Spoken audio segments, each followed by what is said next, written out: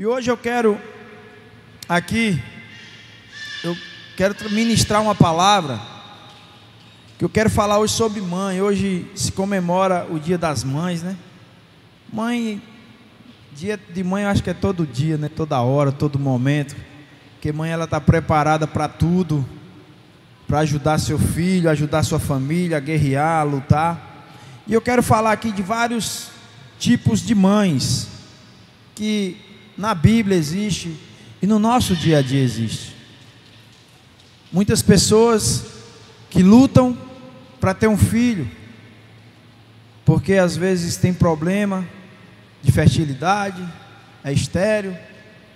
Muitos que às vezes têm filhos à vontade, de toda forma, e não dá os devidos valores, não dá a devida gratidão a Deus por estar tendo filho. Muitas pessoas que têm filhos de todas as formas e simplesmente acham que colocar um filho no mundo é só, botou aí, agora vamos ver no que dá. Mas hoje eu quero falar de uma mãe que ela me chamou a atenção. Uma mãe aqui que fala na Bíblia. Abram sua Bíblia em 2 Reis, capítulo 4, a partir do verso 5, a partir do verso 8, quer dizer. 2 Reis, capítulo 4, aqui fala da Sunamita, o filho da Sunamita. Amém? Vamos ler aqui o início. Todos acharam? 2 Reis, capítulo 4. Amém? Glória a Deus. Aqui diz assim: um dia Eliseu foi a Sunem, onde vivia uma mulher rica, que lhe ofereceu com insistência uma refeição em sua casa. Depois disso, sempre que passava por aquela cidade, ele parava para visitá-la e comer alguma coisa. Certa vez, ela sugeriu ao seu marido: olha, sei que esta pessoa que sempre nos visita é um santo homem de Deus. Portanto, vamos construir para ele, no terraço, um quarto de tijolos e colocar nele uma cama, uma mesa, uma cadeira e uma lamparina. Deste modo, sempre que passar por nossa casa, ele poderá se hospedar nele. Só até aí por enquanto. Curve sua cabeça, vamos orar. Pai, nesse momento, Senhor, assim como teu servo Rodrigo orou aqui, Pai, que seja o Senhor, Pai amado, falando, que seja o Senhor ministrando aos corações aqui essa noite. Pai, que nós possamos entender, que nós possamos estar de coração aberto para receber tudo aquilo que o Senhor quer falar conosco aqui essa noite, Pai. Pai amado, se nós não conseguimos amar as pessoas a qual nós estamos vendo, tocando, vivendo, como nós vamos conseguir te amar, Senhor? Pai, nos ajuda, Deus, a sermos mais gratos. Nos ajuda a valorizar as pessoas, Pai amado, enquanto elas estão do nosso lado. Que às vezes a gente quer valorizar, Pai amado, quando já está no caixão. A gente quer valorizar na perda, Pai. Tem misericórdia de nós, Senhor. Eu sou grato a Ti por esse momento único nas nossas vidas. Eu sou grato a Ti por cada coração, Pai, que entrou aqui essa noite. Cada pessoa que entrou aqui essa noite, Pai amado, para receber algo do Senhor. Não é de mim, não é de ninguém, mas é através do Senhor, Pai, porque o Senhor usa quem quer, Pai amado. Se a gente, Pai amado, não se colocar na posição a qual o Senhor nos chama, o Senhor vai usar seja o que for, seja as pedras, os animais, mas a Tua obra, Pai amado, ela não vai parar. A Tua vontade, ela não vai parar, Pai amado, de prosseguir em cima dessa terra, porque a Tua palavra diz, Pai amado, que é um privilégio te servir. A Tua palavra diz que é um privilégio estarmos aqui. Muitos queriam estar, Pai, e não tiveram forças de chegar. Então, Pai amado, nos ajuda a sermos guerreiros, a sermos soldados do Senhor, para resgatar essas vidas que não estão tendo forças para chegar aqui. Mas primeiramente fala ao nosso coração. Pai, eu quero essa noite, Pai amado, essa palavra primeiramente é para mim. Pai, nós temos que ter forte, nós temos que nos alimentar, Pai, da Tua palavra. Como é que um soldado ele vai à guerra fraco, frágil, sem treinamento? Não tem como. Primeiramente ele tem que se fazer por onde, Pai, ele tem que fazer o exercício, ele tem que treinar, ele tem que se alimentar, ele tem que estar forte para a guerra. Como que eu vou resgatar uma vida, Pai, se eu não estou tendo forças nem para mim? Então nos ajuda essa noite, Pai amado, a nos enchermos de Ti aqui nessa noite, Pai, para que nós possamos guerrear lá fora, no nome de Jesus. Amém, irmãos?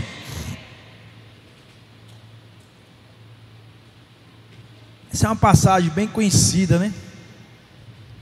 Que todo mundo fala muito dessa mulher, que a criança vai tudo bem. Mas primeiramente, irmão, o que me chamou a atenção aqui é que ela observava esse homem passar lá sempre. Ela sempre observava ele passar, e ela via a presença de Deus na vida de Eliseu. E ali ela se incomodou com seu marido, falou assim: ó, vamos convidar ele para comer aqui, mas vamos construir um lugarzinho para quando ele vir, ele passar, descansar, passar bem, dormir. Naquela época, irmão, hoje nós temos tudo na maior facilidade, e às vezes ainda reclamamos, né? Queira ou não queira, a pessoa que às vezes não tem um transporte, mas vai para um ponto de ônibus, tem um ônibus para pegar, se locomover de todas as formas. Temos bicicleta, temos moto, temos carro. E naquela época, irmão, que era na canela, ou montado em camelo, ou montado em jumento. Agora você imagina você percorrer 10, 20, 30, 40, 50 quilômetros, 100, 200 quilômetros. Era muito difícil. Não era só naquela época. Se a gente voltar aqui a 50, 70, 80 anos atrás, 60 anos, a gente vê o quanto as coisas evoluíram. A gente vê pessoas antigas contando casos. Eu conheci um senhor, o pai do pastor Zé Raimundo, que ele já veio aqui na igreja. Um senhor de 80, acho que 80, eu não vou dizer 80 e pouco, eu não sei, lembro, não sei, 86. Pensa num velho todo duro. Ele já, até hoje, irmãos, ele tem cavalo, anda montado. Aí ele vai visitar o pastor Zé Raimundo, e lá de onde ele mora, para onde o pastor mora, dá mais ou menos uns 30, quase 40 quilômetros. Ele vai montado em cavalo, com 86 anos, tropeiro.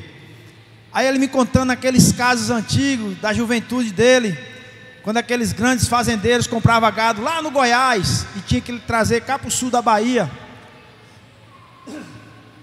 Não era na carreta, era tocando, montado em cavalo. Eles saíam de casa, deixavam seus filhos, as suas esposas, só sabia a hora de sair, mas não sabia a hora de voltar. E nisso eles passavam 3, 4, 5 meses no mundo, tocando gado no meio do mundo, para trazer de um lugar para outro. E aqui nós vemos que, quando essa mulher ela viu a situação de Eliseu, ela se comoveu com aquilo ali, falou assim: vamos pelo menos fazer um lugar para ele descansar, que eu vejo que ele anda muito, ele faz muitas viagens. E ali você não vê relatar que ela falou assim: eu vou encostar nesse homem de Deus, quem sabe, né? Acontece alguma coisa que eu estou precisando. Que diz a palavra que ela era uma mulher muito rica, ela tinha muitas condições,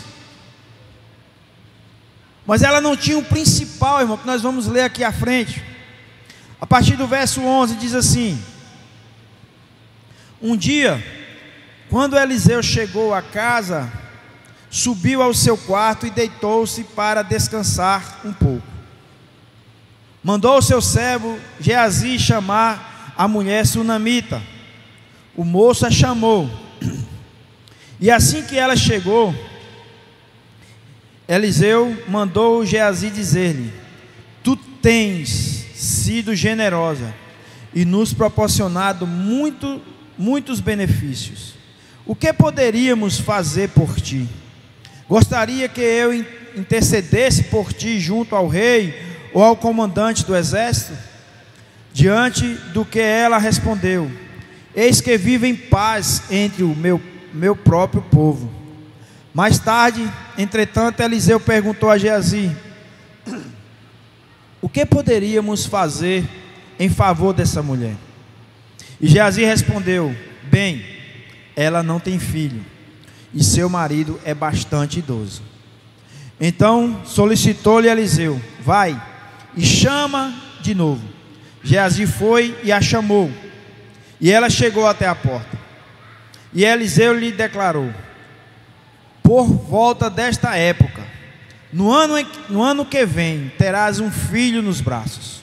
Contudo, ela ponderou: não, meu senhor, não iludas a tua serva, ó homem de Deus. Entretanto, assim como Eliseu lhe afirmara, a mulher sunamita engravidou, e no ano seguinte, no tempo certo, deu à luz um filho. Amém, irmãos?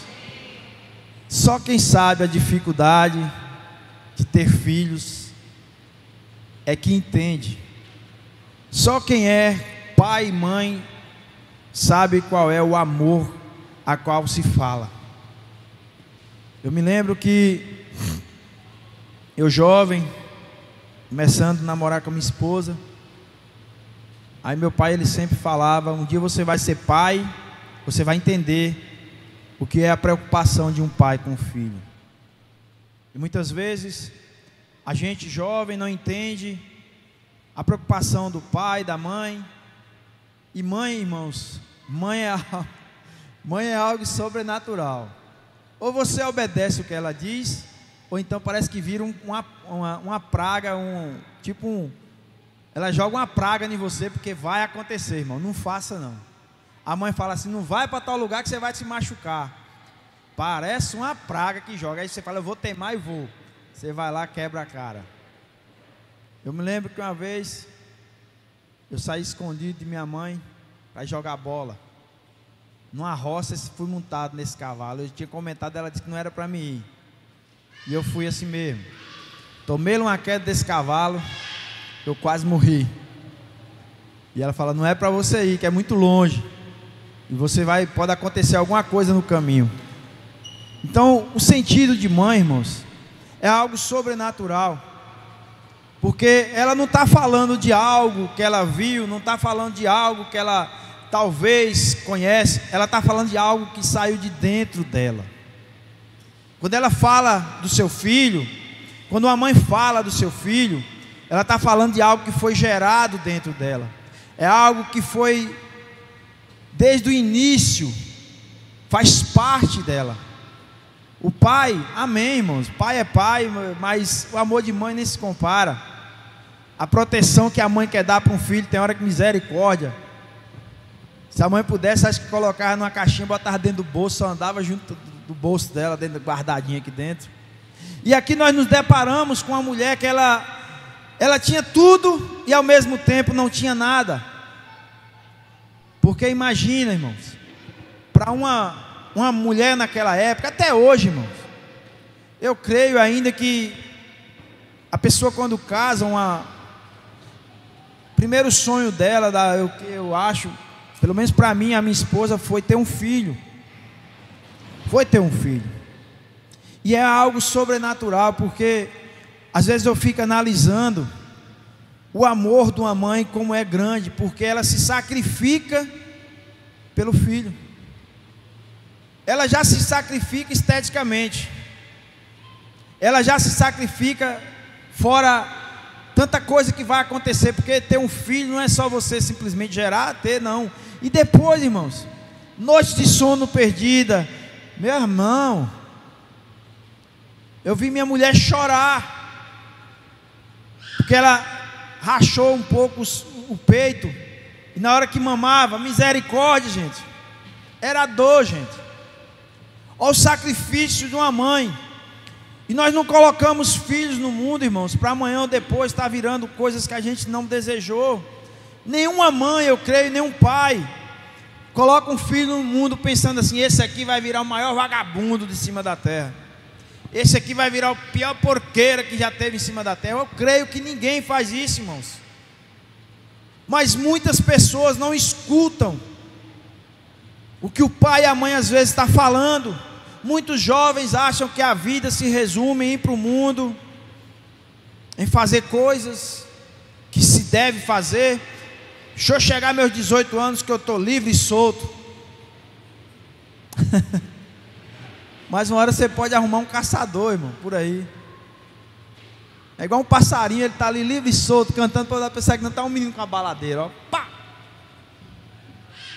E aquilo que você pensou que poderia ser a sua liberdade, pode se tornar em algo irreversível. Então analise a vida, irmãos. Valorize as pessoas, valorize a sua mãe. Filhos, a palavra de Deus diz que nós temos que honrar pai e mãe. Se nossos dias for prolongados aqui em cima dessa terra, você tem que fazer isso. É um princípio bíblico. Mas vamos voltar para a palavra. Essa mulher, ela tinha muitas condições. Se fosse hoje, eu creio que ela ia para esses laboratórios aí, gastava fortunas para tentar se engravidar. Mas naquela época não havia recursos, não havia meios. Tanto é que ela já estava tão desiludida, o esposo dela já era um homem de idade. Quando Eliseu profetiza na vida dela, ela já estava tão conformada em não ter, que ela falou assim: não iluda a tua serva, não traga esperança ao meu coração, porque se não for realizado, eu vou ficar muito frustrada. Mas Deus, através do profeta, honrou a fé de Eliseu. Não foi nem a fé dela, foi a de Eliseu. Honrou a palavra de Eliseu. E aqui nós nos deparamos com uma mulher com um filho no colo. Uma mulher que não tinha expectativas nenhuma de ser mãe. Uma mulher que lutou, ajudou muita gente, porque do jeito que ela fez com o profeta, que ela com certeza era uma mulher voltada a ajudar as pessoas. Tanto é que ela, não precisa assim, falar com o rei, com o exército a nosso favor não, porque eu vivo em paz com o meu povo. Então ela não era qualquer pessoa, ela era uma pessoa bem vista pela sociedade. Agora você imagina a alegria dessa família quando esse filho chegou no seu lar.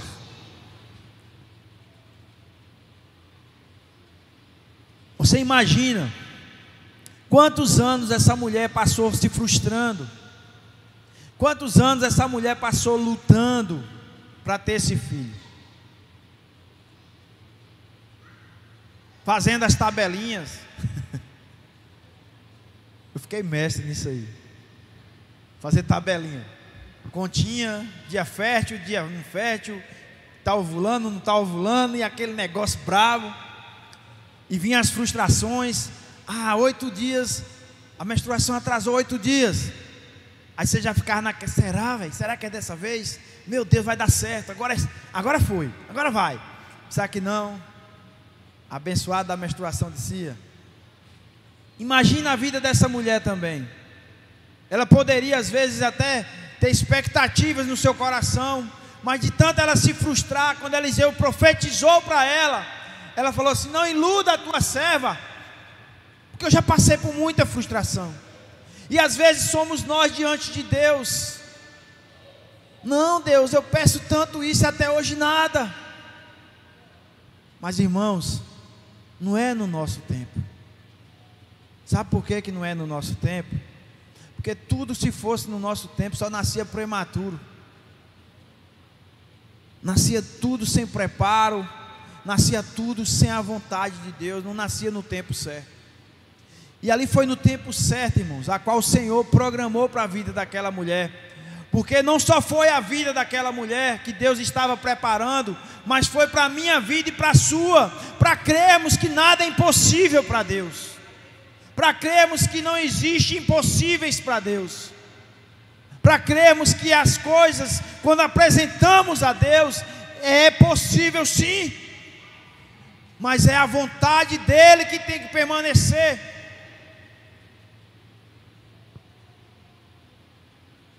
A gente, quando é jovem, a gente quer tudo, né? Quer o melhor tênis, quer uma bicicleta nova. Na minha época era bicicleta, né? Hoje o povo já quer moto, carro. Mas a gente quer tudo. Mas quem é o pai? Quem é a pessoa que vai pegar e falar assim: toma aqui, meu filho, a chave do carro, vai andar sem a pessoa saber nem o que é ligar o carro, gente? sem a pessoa nem ter experiência, nem ter passado pela autoescola, nem nada. Quem é a pessoa que vai chegar e falar assim para uma criança pequena, falar assim, toma uma arma, vai atirar por aí em alguma coisa? Tudo tem que ter um preparo, tudo tem que ter o seu tempo. A gente temos que aprender que não adianta você avançar o sinal, porque pode acontecer um acidente e pode ser que não tenha como voltar mais atrás. É o tempo certo de Deus, aguarde no Senhor. E quando nós olhamos para a vida dessa mulher, ela ficou muito feliz, irmão. Deus me livrar-me aqui de dizer de uma pessoa que tem gêmeos. Deus me livrar-me de dizer. Passou por tanta dificuldade para ter esses filhos. Tantas loucuras, tantas coisas, tantas batalhas. E um dia ela fez uma loucura de amor, igual aquele vídeo de ontem. Eu vou fazer uma loucura de amor. Vou comprar uma tortinha para ela.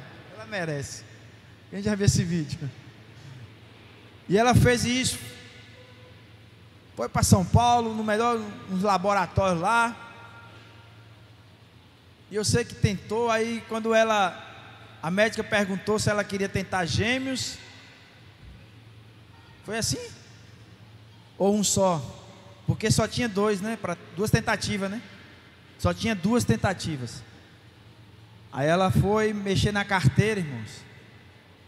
A carteira, ela mexendo na bolsa dela, ela achou uma carteira, já estava bem velha a carteira. E ela começou a mexer nessa carteira. E ela achou um papel que há muitos anos atrás, no monte, orando, Deus usou o pastor Valério para ela e falou assim: ó, eis que Deus manda te dizer que você será mãe e é de gêmeos. Escreva no papel para você nunca esquecer disso. E ela achou esse papelzinho que ela nem lembrava mais, nem passava pela cabeça dela mais, esse papel dentro da carteira. Ela chegou no outro dia: é gêmeos, doutora, que Deus já confirmou e é gêmeos que eu vou ter. Doutora, você vai perder a outra tentativa. Não quero saber, pode colocar aí. Vai ser gêmeos. Para a honra e glória de Deus, ela está hoje com seus filhos no braço, porque Deus não mente. Deus não promete aquilo a qual Ele não pode fazer. Porque Deus, Ele promete, irmão, pode escrever que vai se cumprir. E essa mulher aqui não foi diferente. Ela ficou muito feliz. Ela ficou muito grata ao profeta, a Deus, a todo mundo, fez festa. Eu creio que ela deve ter feito um banquete de comemoração, um culto de agradecimento a Deus. E fez tudo, e vida que segue. Vida que segue. No verso 32, mais à frente um pouquinho, irmão.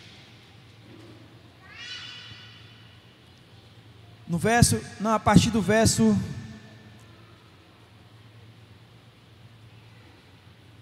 24.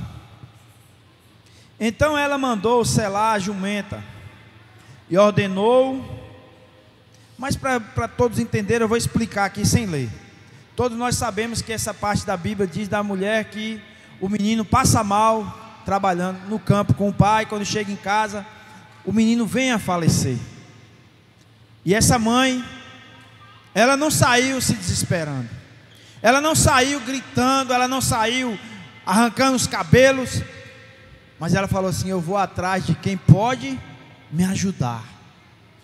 E aqui ela manda, fala para o marido, indagou o marido no 23, indagou-lhe o marido: por que vais ter com ele hoje ainda? Não é Neomênia, dia de lua nova, nem Shabá, sábado. Mas ela, despedindo-se dele, disse: Shalom, fique em paz. No 24, então ela mandou selar a jumenta e ordenou ao servo: conduz-me depressa e não pare no caminho, senão quando eu mandar. Ela partiu para encontrar-se com o homem de Deus no Monte Carmelo. Assim que ela avistou de longe o homem de Deus, alertou seu servo Geazi: ali vem chegando a sunamita, corre, pois ao encontro dela e indaga-lhe: está tudo bem? Como está teu marido? Como está teu filho? E ela respondeu a Geazi: Shalom, vai tudo bem. Ela não chegou logo para Geazi e falou: Geazi, pelo amor de Deus, chama Eliseu, que meu menino está morto, e eu quero que ele vá lá orar por ele. Ela não se desesperou em momento nenhum. A palavra de Deus aqui não disse em momento algum ela perdeu a fé. Ela só dizia: vai, tudo bem. No 27: contudo, assim que chegou ao monte diante do homem de Deus, prostrou-se aos seus pés. Geazi aproximou-se para erguê-la, mas o homem de Deus lhe pediu: deixe-a em paz, porquanto o seu coração está muito angustiado. Mas Deus não quis me revelar o motivo desta terrível aflição. Então ela desabafou: porventura pedi ao meu senhor algum filho?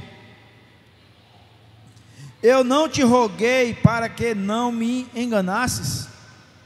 No mesmo instante Eliseu ordenou a Geazi: cinge seus lombos, prepara-te, pega o meu cajado na mão e vai.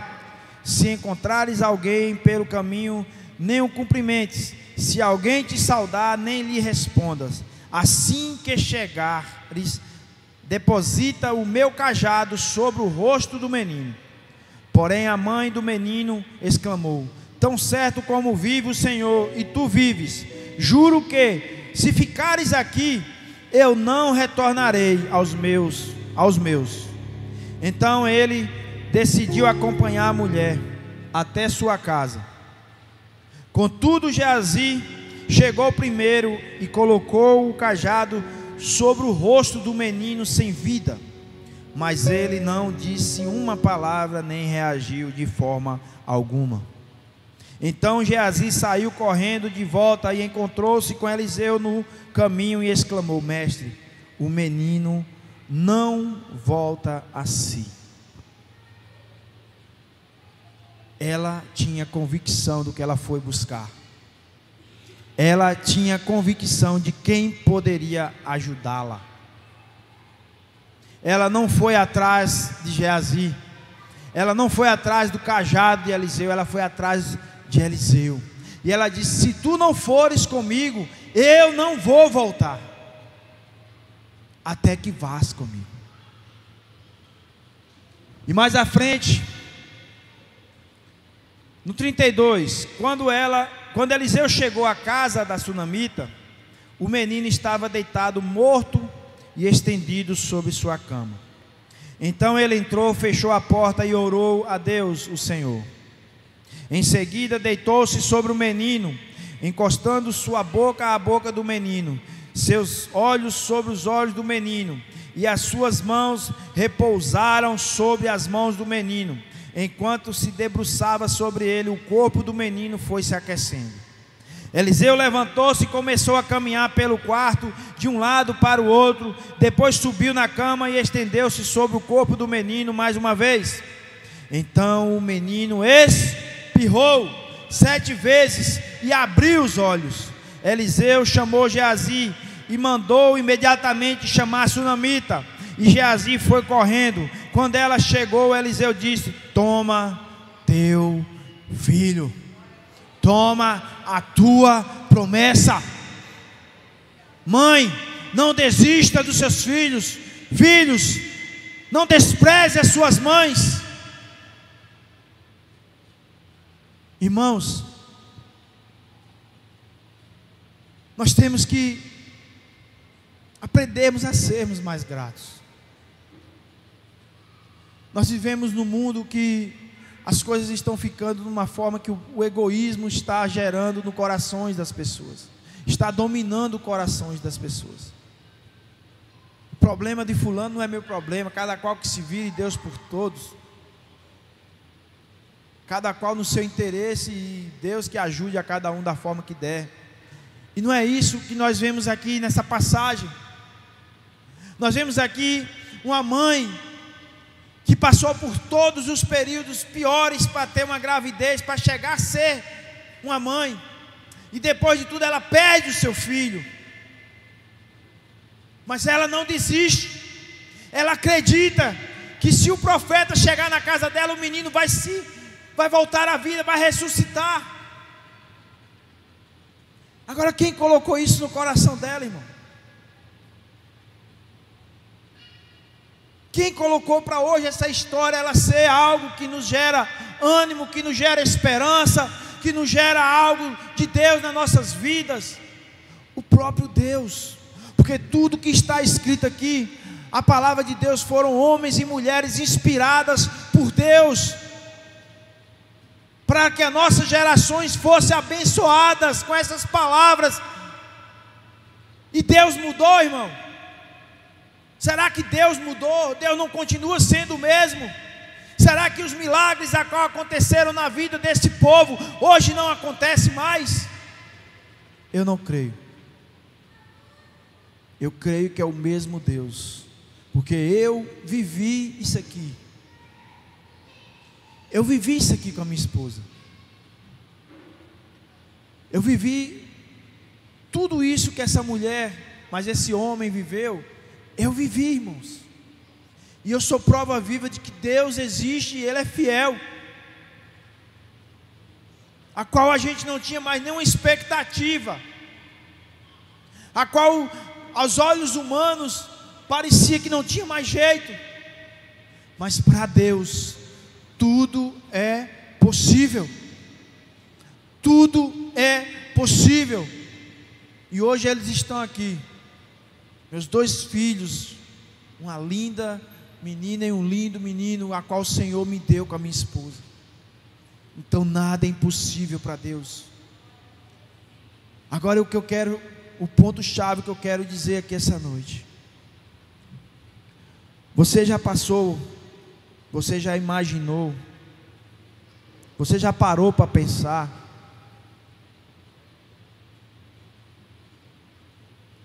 você já foi grato à sua mãe hoje?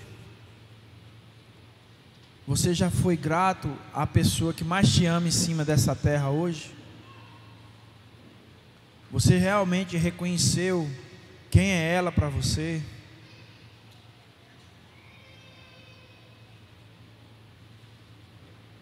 Irmãos, nós temos que mudar nossa forma de pensar, de agir muitas vezes. Nós temos aqui várias mães de todo tipo. Aqui nós temos pessoas aqui de personalidades diferentes, de forma de agir diferente, mas todas com o mesmo objetivo: gerar um filho, ter filhos e dar o melhor para o filho. Não é fácil. Criar um filho, irmãos, não é brincadeira. Pense num investimentozinho alto. Pense num trenzinho que dá trabalho. Mas é a melhor coisa do mundo. Eu não me arrependo um minuto de tudo que eu vivi com a minha esposa para chegar até aqui. Hoje a palavra que eu tenho para dar a cada um de vocês, que Deus manda dizer: gratidão. Seja grato. Seja grato a Deus em tudo, irmãos. Seja grato a Deus por tudo que Deus tem feito, por tudo que às vezes ainda não aconteceu, mas creia que vai acontecer. Seja grato a Deus por muitas lutas que às vezes se levantam e você não entende de onde vem tanta coisa. Porque, irmãos, para a gente chegar no propósito de Deus, a gente tem que passar pelo processo, e às vezes o processo dói muito. O processo de uma mãe, meu irmão, não é fácil. Minha filha tem que dobrar o joelho todo dia e abraçar a mãe dela, viu? Porque o menino que deu trabalho para nascer. Minha esposa começou a sentir dores, era 9 horas da noite. Vamos para o hospital. Parto normal. Chegamos lá no hospital, a médica chegou, aí aplicou uma medicação nela, a gente no quarto, né? Aplicou a medicação, botou na veia. Aí a doutora, ó, ela vai dormir agora. São as 10 e pouca da noite. Quando for umas 5 horas da manhã, eu venho para cá, que ela vai dormir bastante agora. E eu, amém. Eu do lado, eu falei, oxe, é 2 dormindo então, vai ser bom demais. A doutora saiu, não foi meia hora, essa mulher espertou, meu amigo, e ai, uai, ai, uai, ai, uai. Só que aí é guerreira, velho, não gritava não, só ficava gemendo. Aí, de vez em quando levantava, ia no banheiro, voltava, ficou a noite toda. Quando deu umas 4h30 da manhã, ela não aguentando mais, ela falou, pelo amor de Deus, chama as enfermeiras. Quando nós chamamos, ela já estava em trabalho de parto, já começando a ter espaço. Aí a doutora chegou 5 e pouca da manhã. Quando foi 6 horas, eu escutei o choro da minha filha. Eu conversava tanto com ela, irmão, na barriga da mãe, que quando a enfermeira veio trazer ela para me mostrar, que eu peguei no colo, que eu falei com ela, ela olhou na mesma hora, botou o olhão para cima assim, eu conheço essa voz. Eu conversava tanto com ela, tanto mesmo, que era algo incrível. Quando eu encostava nela na barriga da mãe, que eu falava assim, oi minha princesa, aí ela não parava, bulindo dentro da barriga. E ela, não, afasta, pelo amor de Deus, não fala mais nada não. Então relembre as coisas, irmãos. Sabe que porque muitas vezes o amor esfria no nosso coração, é porque a gente não relembra o quantas coisas maravilhosas a gente já viveu. Sabe por que às vezes um casamento esfria? Porque a gente não relembra lá atrás, quando a gente começou a namorar, a luta que você fazia, né? Para conquistar a gatinha, para conquistar o amor da sua vida. Você não media esforços. Você poderia chegar cansado, o que for do trabalho, tomava um banho e não era correndo não, era voando para chegar lá, para pelo menos dar um beijinho e nem que seja embora. E aí a gente casa e parece que as coisas simplesmente vai caindo no comodismo, e a gente esquece de ser romântico, a gente esquece de ser mais atencioso, a gente esquece tanta coisa. Por isso que nós temos que estar praticando. Isso é prática de vida. Você sabe que você tem um problema de saúde grave, mas você não quer mudar a sua forma de se alimentar, não quer lutar para fazer um exercício, para os médicos falar, ó, você tem que fazer um exercício, você tem que parar de comer isso. Não, mas eu prefiro morrer do que parar de comer isso. Então é escolha sua, irmãos. Escolher ser feliz, escolher ser uma família feliz, é uma escolha, é uma decisão a qual você que tem que tomar. Eu não casei para ser feliz, eu casei para fazer alguém feliz. Eu quero ver a minha esposa feliz, porque se você tiver, ó, irmão, não tem coisa melhor no mundo, num lar, de que uma mulher feliz não, gente. Ela faz tudo e não reclama de nada, e não pondera nada. Então isso é felicidade. É você ver que as pessoas realmente estão felizes do seu lado. Porque, irmãos, eu sou sincero a dizer a você, se a sua casa não é o seu refúgio, reveja o conceito da sua vida, irmão. Porque a sua casa não é o lugar de paz para você. Reveja o que é que você está vivendo, o que é que você precisa mudar, o que é que você precisa buscar na presença de Deus. Porque o lar nosso, irmão, tem que ser o lugar que fala assim, eu cheguei no melhor lugar do mundo, eu cheguei no lugar que eu mais amo estar. Pelo menos eu sou assim. A minha casa para mim, meu irmão, se eu estiver na minha casa, eu não me preocupo com nada. Não me preocupo se eu vou para tal lugar, para deixar de ir, deixar de não ir. Para mim está ótimo. Então essa noite nós vemos um exemplo de uma mulher que perseverou, uma mulher que lutou pelo seu filho, uma mulher que acreditou e teve fé sobrenatural. E aqui nós temos vários exemplos. Nós temos vários exemplos na Bíblia. Nós temos Sara, que era estéril. Parecia um negócio que Deus botou mesmo para fazer a história. E logo depois vem Isaac, Raquel, estéril. E assim vai, tantas outras aqui na Bíblia. Ana era estéril. Mas eu creio que tudo isso não foi simplesmente porque Deus foi ruim com essas mulheres, mas foi para manifestar a glória de Deus na vida dessas mulheres. Por isso que tudo isso foi escrito. E nós temos exemplos vivos aqui essa noite também, de como Deus é maravilhoso nas nossas vidas.